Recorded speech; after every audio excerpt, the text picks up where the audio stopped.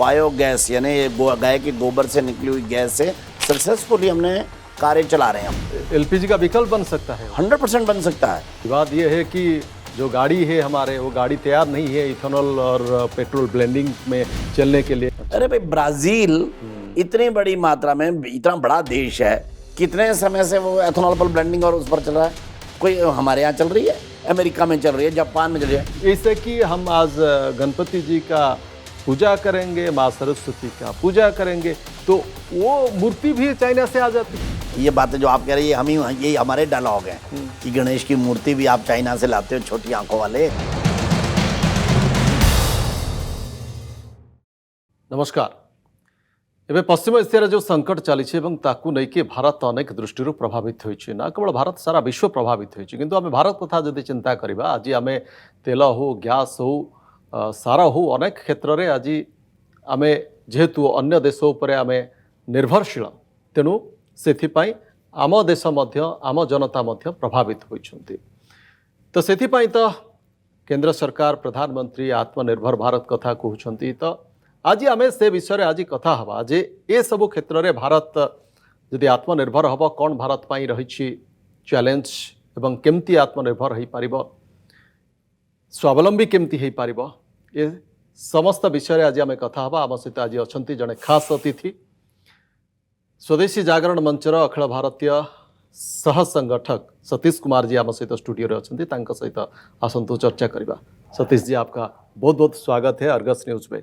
जय श्री जगन्नाथ। जय श्री जगन्नाथ। हाल ही में आपका अभियान चल रहा था स्वावलंबन को लेकर। हाँ।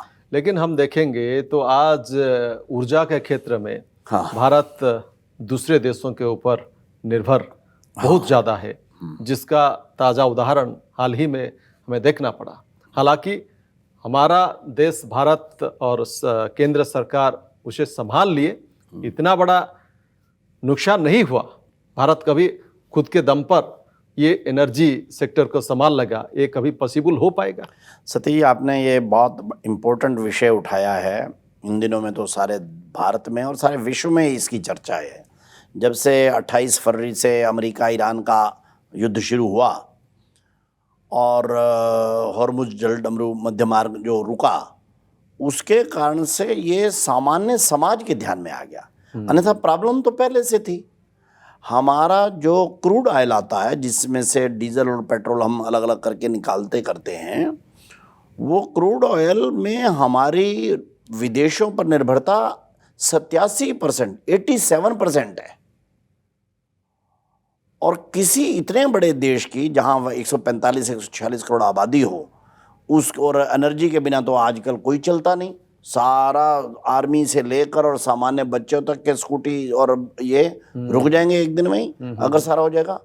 तो जो आज की लाइफलाइन जैसा बना हुआ है एनर्जी सेक्टर, यानी डीजल, पेट्रोल, गैस, वो अगर आप दूसरे पर निर्भर हैं तो हमारी इस स्वतंत्रता को अधूरा कहेंगे। राजनीतिक स्वतंत्रता है, बाकी सब स्वतंत्रता है, लेकिन अब हम एनर्जी के मामले में इतना बड़ी मात्रा में निर्भर हैं। और ये जो एलपीजी गैस है, ये 55% हमारी जो है वो बाहर से आ रही है। और वो कभी वो टोल लगा देते हैं उसके ऊपर, और क्रूड अभी थोड़ा सा युद्ध रुकने के कारण से थोड़ा सा वापस आया है। अन्यथा $65 पर बैरल तेल का रेट था, जो $110 पर बैरल पहुंच गया। उसके कारण से हमारे बजट के ऊपर हमारा सारा हिल जाता है। महंगाई बढ़ती है, और जब महंगाई बढ़ती है तो कंजप्शन डाउन आती है, और उसके कारण से आर्थिक चक्र रुकता है, मैन्युफैक्चरिंग वो होती है। क्योंकि महंगाई बढ़ने से सारा अर्थतंत्र आपका हिलता है, बिगड़ जाता है। लेकिन ये आत्मनिर्भर बन पाएगा एनर्जी सेक्टर में भारत? इच्छा शक्ति के ऊपर निर्भर है। क्या क्या उपाय है आपके हिसाब से? सरकार ने इस विषय में सोचना शुरू किया है, लेकिन हम लोगों ने तो उससे बहुत पहले से इसके ऊपर आग्रह कर रहे हैं कि एनर्जी के मामले में भारत को एक व्यापक स्वदेशी दृष्टिकोण से काम करने की आवश्यकता है। जैसे भारत सरकार ने अभी एक जो काम किया है, डीजल उसमें जो है, और पेट्रोल में इथेनॉल और एथेनॉल का ब्लेंडिंग शुरू किया है। जो 2013-14 में 1.5% ब्लेंडिंग थी, वो बढ़ाकर 20% तक ब्लेंडिंग कर दी है। यानी अगर पेट्रोल का, अगर इसका जब 20% अगर आपका कम हो जाता है, तो भी आपको काफी कुछ हिसाब तक होता है। लेकिन प्रधानमंत्री ने इसके लिए अपील भी की है कि आप डीजल पेट्रोल कितना खपत कम कर सकते हैं, इसके बारे में सोचिए। बड़ी मात्रा में हाइड्रोजन पर काम चल रहा है। अभी हमारे हरियाणा में जींद से लेकर दिल्ली तक और हाइड्रोजन पर पूरी ट्रेन चलाई है और वो सक्सेसफुली रन कर गया है। ग्रीन एनर्जी पर आने के लिए भारत बड़ा तेजी से इस समय पर काम कर रहा है। रिन्यूएबल एनर्जी सोलर के माध्यम से हमारे को जितनी बड़ी तेजी के साथ अगर हम इलेक्ट्रिकल फ्यूल पर जाते हैं, एथेनॉल फ्यूल पर जाते हैं, बायोफ्यूल पर जाते हैं, उतना तेजी के साथ हम आत्मनिर्भरता की तरफ बढ़ेंगे। दूसरा एक बड़ी बात मैं बताऊँ, भारत के परिप्रेक्ष्य में हमने IIT दिल्ली के अंदर अभी भी एक बड़ी वर्कशॉप की है। हमारे जो ट्रेडिशनल गोबर गैस प्लांट थे वो बाद में LPG की सुविधा के कारण से लोगों ने उसको थोड़ा डाउन कर दिया।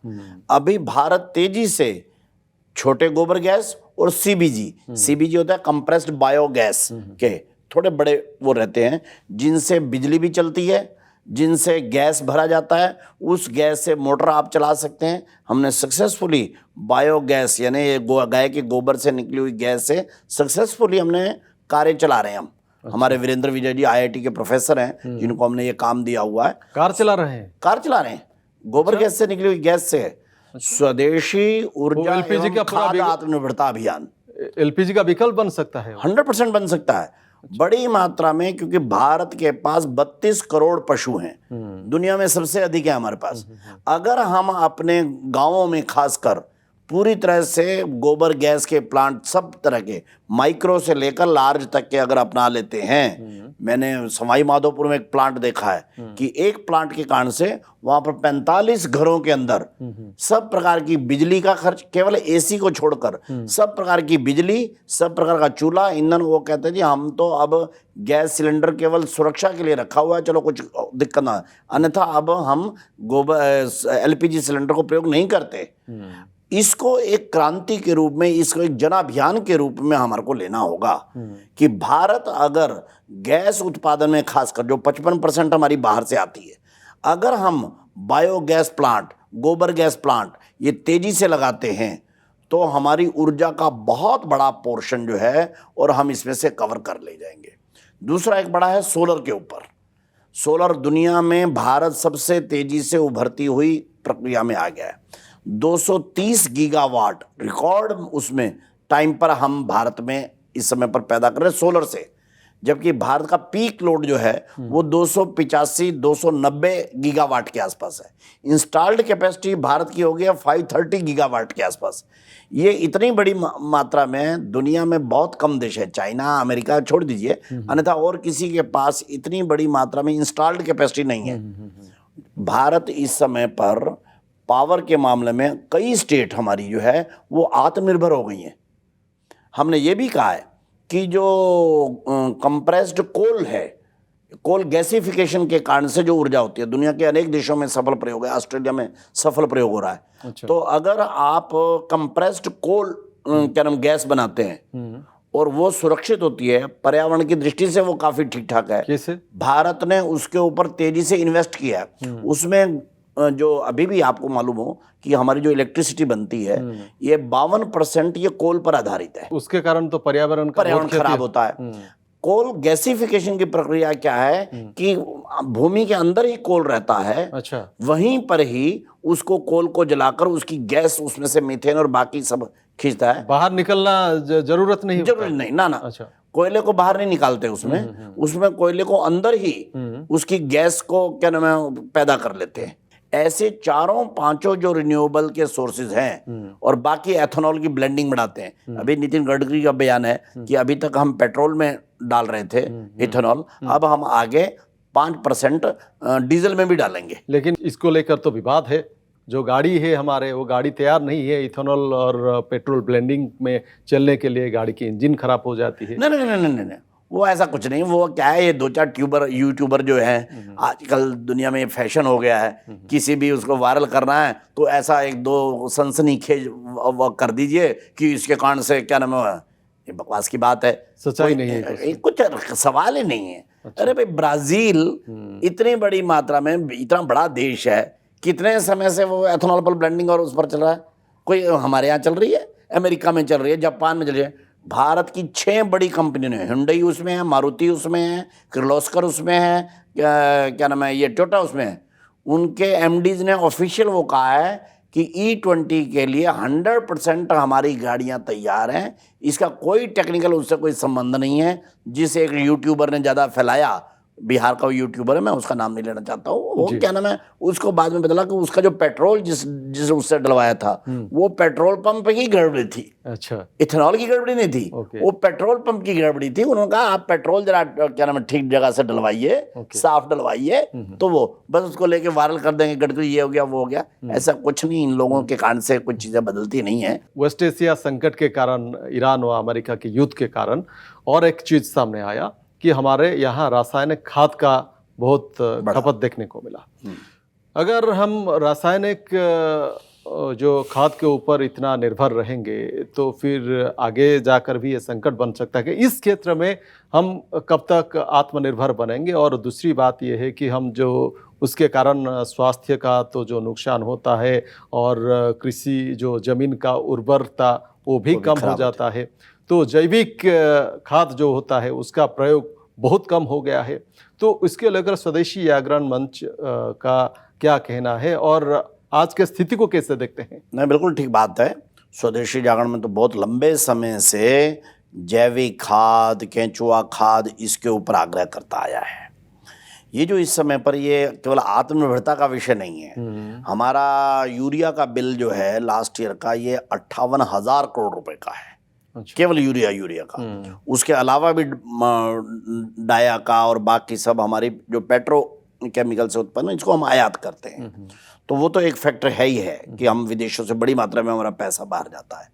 लेकिन अगर मैं कहता हूँ, अगर कल को ऐसा हो जाए कि सारा यूरिया डाया हम यहाँ भी बनाने लग जाएं, तब भी ये रासायनिक खाद ना तो धरती के स्वास्थ्य के लिए अच्छी है, ना शरीर के स्वास्थ्य के लिए अच्छी है। कितना केमिकल डालेंगे, कितनी आप इसमें से बीमारियां पैदा करेंगे। ये 1960-70 के दशक में एक समय के लिए आवश्यक थी, जिस समय पर हमारे पास अपना खाने के लिए वो बिल्कुल अन्न नहीं था। हमारे को किसी तरीके तो भी अन्न चाहिए था, हमारे को गेहूं और चावल के लिए वाहन। आज तो हम दुनिया के दूसरे बड़े निर्माता हैं, पैदावार करता है गेहूं के, दुनिया के पहले नंबर पर हैं हम चावल के। लेकिन अगर वर्ल्ड में जितना भी चावल एक्सपोर्ट होता है उसका 40% अकेले हम कर रहे हैं। आज हमारे को चावल पर वो बहुत कम चाहिए, बल्कि प्रॉब्लम है। और आप यूरिया डाल डाल के खाम खा के खराब चावल पैदा कर रहे हो। अब तो ये एक्सपोर्ट होने लायक भी नहीं है, क्योंकि वो लोग कहते हैं कि जिसमें यूरिया और केमिकल एक मात्रा से ज्यादा है वो हम नहीं लेंगे। तो इसलिए हमारे को अपना एक्सपोर्ट जो है हमारा वो भी प्रभावित हो रहा है खाम खा। लेकिन सतीश जी, अगर हम छोड़ देंगे पूरा ये रासायनिक खाद का प्रयोग छोड़ देंगे तो फिर तो उत्पादन भी कम हो जाएगा। ये कुछ अवधारणाएं जो है ना, ये बहुत गलत अवधारणाएं पैदा हो जाती हैं किसी के बारे में। वो रासायनिक खाद के बारे में भी है। जैविक खाद से जब हम इस पर करते हैं अपनी जैविक खाद और नेचुरल खाद, गोबर आधारित जब हम कृषि करते हैं, तो क्योंकि इतने लंबे समय से आप कर रहे हैं, तो पहले साल इसमें कुछ मात्रा में इसका झाड़ कम आता है। फॉर एग्जाम्पल, अगर 1 एकड़ से 20 क्विंटल गेहूं किसी की निकलती है रासायनिक यूरिया डालने से, तो अगले साल 15-14 इस पर अटक जाता है। मैं मानता हूँ, मुझे मालूम है, मैं हमारे हरियाणा में हमने इस विषय में बड़े प्रयोग किए हैं। लेकिन दूसरे ही वर्ष वो पिकअप हो जाती है और तीसरे वर्ष से तो बिल्कुल ठीक ठाक हो जाती है। और दूसरी बात बताऊँ आपको, अगर मानो 5 क्विंटल कम निकली तो उसके ऊपर कॉस्ट जो है, यूरिया की कॉस्ट एकदम डाउन आ जाती है। अच्छा। ये तो लगभग 0 कॉस्ट पर लग जाती है। एकदम 0 नहीं है, लेकिन बहुत मिनिमम कॉस्ट होती है ना, क्योंकि आप जीवामृत और घनामृत से आप बनाते हैं। हमारे आचार्य देवव्रत जी हैं, कुरुक्षेत्र के ना आज राज्यपाल हैं गुजरात के, आपने नाम सुना हो तो। जी। हमने उनके साथ काम किया है किसान संघ में रहते हुए। वो तो बड़ी मात्रा में आज गुजरात में, अभी मैं उनको गया था, उन्होंने मेरे को बताया कि 8 लाख किसान इस समय पर गुजरात में जैविक खेती पर पूरी तरह से आ चुके हैं, पूरी तरह से। उसका तरीका यह है कि हमने उनको कहा कि अगर आपका 5 एकड़ जमीन है तो पहले वर्ष आप 2 एकड़ में जैविक करिए, 3 में आप करते रहिए, फिर 4 में कर दीजिए, फिर 5 में। इसको धीरे धीरे करके आप ट्रांजिट करिए। एकदम से बदलना नहीं है। एकदम बदलने से किसान का जरा बैलेंस गड़बड़ाया था। लेकिन 2-3 वर्ष में आप देखेंगे कि किसान का पैसा फसल उगाने में एकदम डाउन आ जाता है, और जो जैविक उससे उत्पन्न जो गेहूं है उसका रेट बाजार में थोड़ा ज़्यादा मिल जाता है। तो इसलिए किसानों को आर्थिक रूप से भी वो बड़ा वायबल पड़ता है। सतीश जी, 35 साल से स्वदेशी जागरण मंच लोगों को जागरूक करने का काम करता रहता है और लोगों को बताता रहता है कि स्वदेशी अपनाओ, विदेशी छोड़ो। लेकिन आज अगर हम आज की बात देखेंगे, आज की समय को देखेंगे, तो आज तो पूरा दुनिया एक हो गया है, जो बोलते हैं सारा दुनिया एक जैसा, एक परिवार जैसा। तो इसमें अगर हम बोलेंगे कि हम दूसरे देश से कुछ आ रहे हैं, हम नहीं उसे अपनाएंगे, और हमारा यहाँ से तो प्रोडक्ट भी बाहर जा रहा है, तो स्वदेशी अपनाओ का जो स्लोगन था वो आज के दिन में कितना प्रासंगिक है? 1991 में सतीश जी, जब हम लोगों ने स्वदेशी आंदोलन शुरू किया, उस समय पर स्वदेशी का बहुत विरोध था। उस समय कहते थे ये तो पुराना विचार है, कौन अब इसको मानता है, ग्लोबलाइजेशन का ज़माना है, इसका ज़माना है।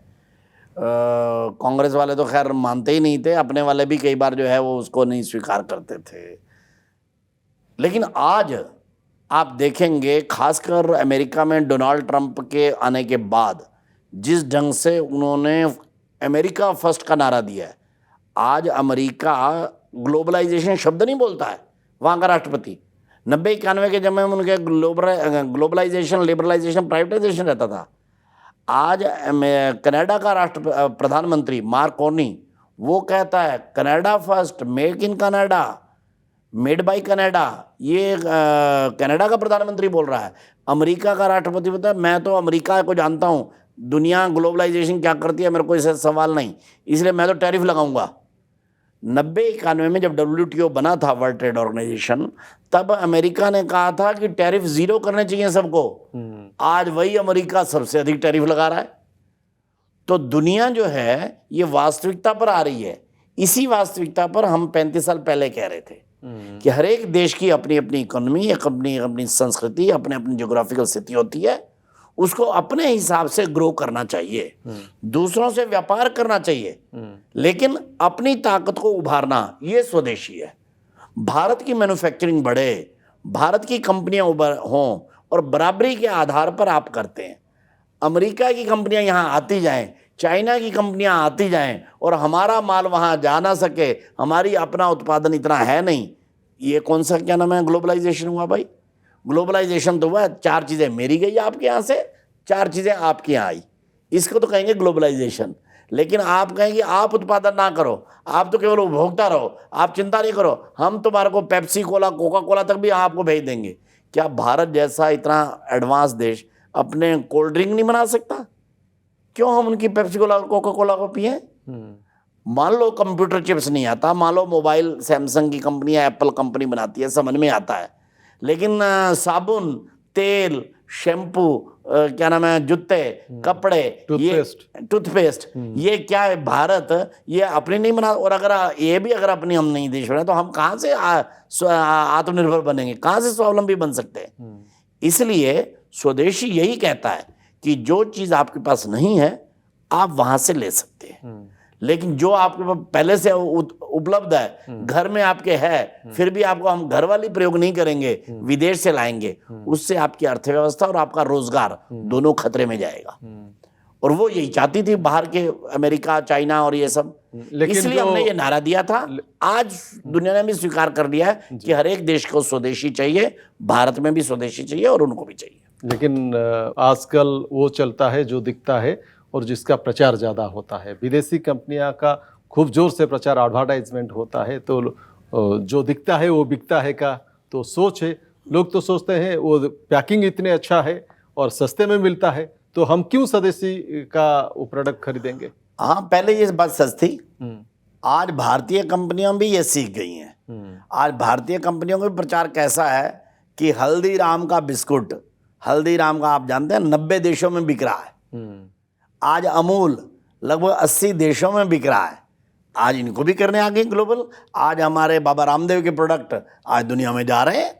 आज हमारी कंपनियां दुनिया में जा रही हैं। आज पहले की अपेक्षा आज में काफ़ी बदला गया है। अब हमारी भी कंपनियां अच्छा एग्रेसिव प्रचार, अच्छी पैकेजिंग, ये वो करने लग गए हैं। हालांकि हम इन चीज़ों के बहुत समर्थक नहीं हैं। ये शोबाजी और मार्केटिंग करना ये मूल चिंतन में, भारतीय चिंतन में नहीं है। ठोस चीज़ें होनी चाहिए। लेकिन अगर विश्व की कंपनियों का मुकाबला करना है तो आपको करना पड़ेगा। आज भारत की कार मेकिंग में टाटा की क्या नाम है वो कारें या महिंद्रा एंड महिंद्रा की कारें आज दुनिया में जाती हैं। लगभग 45-46 देशों में महिंद्रा की कारें बिक रही हैं। ये तो कार की बात आप कर रहे हैं, लेकिन आज देखेंगे तो वो जो दिवाली आती है तो जो मिट्टी के दीप हमारे यहाँ जो बनाते हैं वो लोग नहीं लेते हैं, चाइना से आते हैं दीप, उसे ले जाते हैं। और घर के लाइट को सजाने के लिए तो चाइना के तरह तरह का लाइट्स आ जाता है, सस्ते सस्ते लाइट्स आ जाता है, पूरा बाजार भर जाता है उसमें। और ऐसे कि हम आज गणपति जी का पूजा करेंगे, माँ सरस्वती का पूजा करेंगे तो वो मूर्ति भी चाइना से आ जाती। ऐसा कि सतीश जी ये जो आप कह रहे हैं ये 7-8 पहले तक सच था। ये बातें जो आप कह रहे हैं ये हमारे डायलॉग हैं कि गणेश की मूर्ति भी आप चाइना से लाते हो, छोटी आंखों वाले, ये क्या कर रहे हैं? आज भी मिलता है नहीं, लेकिन आज आप जानकारी दूं कि खासकर दिवाली के पर्टिकुलर मैं दिवाली की बात कर रहा हूँ और उनके दिए और इनकी फैंसी आइटमों की बात कर रहा हूँ। इसमें बड़ी मात्रा में नोएडा में अब खिलौने से लेकर गणेश की मूर्तियों से लेकर इलेक्ट्रॉनिक की झालरें तक हमारे उसमें बहुत बड़ी मात्रा में बनती हैं। हालांकि उनका स्टाइल ऐसा है, वो दिखने में क्योंकि वैसी हैं इसलिए लोग ये समझते हैं कि ये अभी चाइना वाली चल रही हैं। लेकिन आपको बता दूं खासकर फायर क्रैकर्स और ये जो फैंसी आइटम्स हैं ऊपर की झालर वगैरह ये वो, इसमें बहुत बड़ी मात्रा में चाइनीज में रिडक्शन आ गया।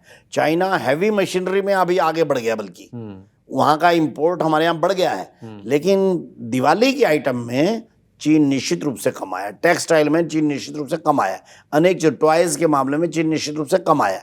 बहुत से लेबर इंटेंसिव सेक्टर में हमने चीनी सामान को रोकने में सफलता पा ली है। उनके ऊपर हमने नॉन टैरिफ बैरियर्स लगाए हैं। लेकिन हाँ, उनकी हैवी मशीनरी में अभी उनका जोड़ नहीं है। इलेक्ट्रॉनिक्स के मामले में उनके कई चीज़ें ऐसी आती हैं, एलईडी आते हैं कि एलईडी की शील्ड्स वगैरह आती हैं, उसमें हमारी दिक्कत है। लेकिन दिवाली वाले मामले में हाँ, और आपको बताऊं सामान्य व्यक्ति से लेकर देश की सरकार तक जागरूक जरूर हो गए हैं कि हाँ चाइनीज आइटम जो है वो हमारे देश के लिए अच्छी नहीं है। ये स्वदेशी जागरण मंच की एक बड़ी उपलब्धि है। आज हर कोई ये बोलता जरूर है, चाहे मजबूरी में उसको चाइना लेनी भी पड़ जाए तो भी बोलता जरूर है कि नहीं चाइनीज आइटम तो होनी तो नहीं चाहिए भाई। और छोटी आइटमों में हमने उसको रिप्लेस कर लिया है। बड़ी चीज में अभी कैसे करना वो जरा समय लगेगा, उसमें थोड़ा सा और समय लगेगा। प्रधानमंत्री जी का आह्वान है वोकल फॉर लोकल। हाँ तो स्वदेशी जागरण मंच का भी आह्वान है स्वदेशी अपनाओ देश बचाओ। तो ये दोनों बात सेम है। मैं इसमें एक तो प्रधानमंत्री जी का अभिनंदन करता हूं कि 78 वर्षों में 1947 में जब भारत आज़ाद हुआ तब से लेकर आज तक 2025 की 15 अगस्त के दिन से पहले तक हर वर्ष 15 अगस्त को झंडा होता था। हर वर्ष कोई ना कोई प्रधानमंत्री तो रहता था। वो ग्लोबलाइजेशन, प्राइवेटाइजेशन, इधर की उधर की बातें करते थे। एक भी प्रधानमंत्री ने कभी भी स्वदेशी शब्द का प्रयोग ही नहीं किया। पहली बार पिछली 15 अगस्त 2025 की 15 अगस्त को और भारत के प्रधानमंत्री ने लाल किले से बोलते हुए उन्होंने कहा स्वदेशी का प्रयोग हम मजबूरी में नहीं मजबूती के साथ प्रयोग करेंगे। पहली बार किसी प्रधानमंत्री ने स्वदेशी शब्द का प्रयोग और इतनी मजबूती के साथ किया हो, इसलिए भारत के प्रधानमंत्री का उस नाते से अभिनंदन किया ही जाना चाहिए। तो बहुत बहुत धन्यवाद देना चाहेंगे सतीश जी हमारे साथ बात करने के लिए और देश के जो अहम मुद्दे हैं उस पर आपके जो बात रखने के लिए हमारे सामने। बहुत बहुत धन्यवाद। आपका भी बहुत बहुत धन्यवाद, आपके टीवी का भी। जदि आपंक आम भिडी भल लगा तेब आम चैनल को लाइक, शेयर और सब्सक्राइब करने को जमा भी भूलु नहीं।